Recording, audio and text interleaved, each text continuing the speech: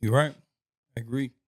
So when you look at the mistake that happened that put you in prison, like what story can you tell from that? Someone is watching this doesn't repeat that same cycle. When you're young and you're out, and you can easily be influenced to do bad things, and you think uh, bad things is being cool because everybody is doing it. Everybody has a gun now. Everybody has this, and this is the style to walk with my pants down. Be different. Be the person that don't have the gun. Be the person that don't smoke weed. Be the person that's not out here chasing the women and stuff like that.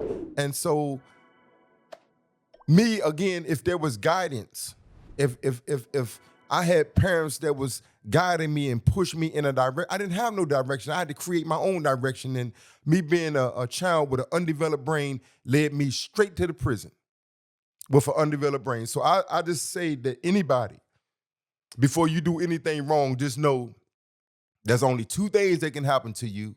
That's either going to jail or going to the graveyard. And we don't have to indulge in crime to live. We don't have to indulge in violence to make our point. We can live, we can be productive. So I just ask everyone who is looking at this podcast, if you're having any issues, you can come and see me. And we could talk about it. I always try to help young men and young women find jobs, housing. Uh, we've been fortunate to even get some of the young men into jobs at correctional facilities. And so that's been beautiful. Jobs for the city. And so I just wasn't, my crime, the sex crime that I want to say this and make it clear too. The sex crime that I was charged with, I was innocent. It was three of us. Nobody got raped or anything like that, but it was aggravated sexual assault that had something to do with touching, and we was drinking and dancing and touching and doing stuff, but there was no rape or anything like that. And so I was innocent of the crime, but we was afraid. We was young, and so we pled guilty. I pled guilty to 25 years in prison. So you know something I couldn't have been thinking.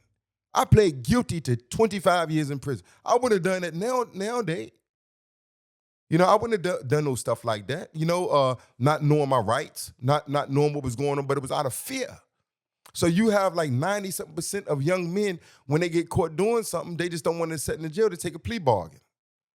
I pled guilty and we had a paid lawyer. So I wasn't thinking. And so if I would have knew what I had to go through, they put me on that sex offender registry for a long time. I'm off of it now, which is great, but they had put me on that too also. So, I was on the sex offender registry. So anybody, I'm telling you, you get out here and you catch these felonies, you're going to be sorry. And I have people that call me right today, oh, I caught a felony and I'm having difficulty getting jobs. This is reality, people. This is reality. If you catch a felony, it hurts you. I don't care if it's a drug charge or something violent, it hurts you, so stay away from it. That's all I can say. Stay away from it, because if not, only thing you're doing is just gonna create and make your life harder. If you don't have no skills, your life will be hard. Wow. That's a lot to unpack. Yes, it is. Definitely a lot to unpack, because I think when you look at how the youth is pulled in the street, just how you were in talking, no one tells you that aftermath. No one explains you like the details of what you saw in prison. No one, tells you like the graphic stories. So as we get towards the end of the interview, could you talk about that? So just to give those young folks that are like dibbling and dabbling that are watching this podcast, just a sneak peek into like what the reality is of some of these situations. Yeah. Well, the reality of prison is real. You will be locked up in the cell for long periods of the day, and you may be in the cell with another guy that you don't like, that you don't want to get along with. And so you're in a cell with another man, and you're gonna have to be in there while he's using the bathroom, or he's pooping or peeing. So you're gonna be dealing with each other's bodily functions all day long. And so it's a horrible thing. And the food in there is horrible and nasty. You don't know what you're eating. But if this is the lifestyle that some of you all want to choose, nobody wants it, because I've seen the biggest ones in there, the big muscle-bound guys that sit in there and cry and they wish they was out right today. I've seen some men that are in prison that went in there when I did and that are still in there right today. that I grew up in prison. I never thought I was going to see daylight again because, you know, I was one of those type of revolutionary type guys inside of those prison walls. And it became a city to me. And I just got transferred to different towns. I just moved to different towns because that's where I grew up at.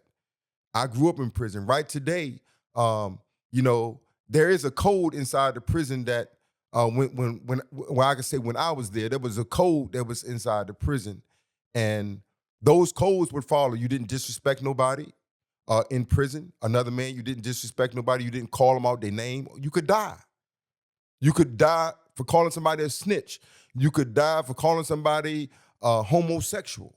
Or whatever, you could die for just saying stuff out of your mouth. So it's so the atmosphere, the environment is dangerous. The same way that black men kill each other out here, we kill each other just the same way inside the prison. It's no difference. They kill inside the prisons. You don't hear about that on the news. Oh, a prisoner got killed, but they die in there just about every day. Somebody getting stabbed, something violent. That's why now they lock everybody in cells and it's controlled movement.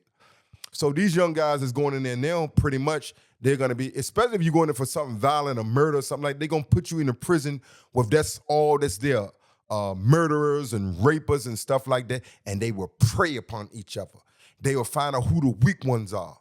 You know what I'm saying? They will extort you.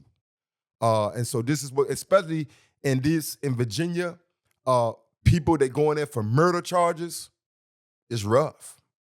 Because if they got families that's in any prison system in Virginia, it's already been put out there what prison you in.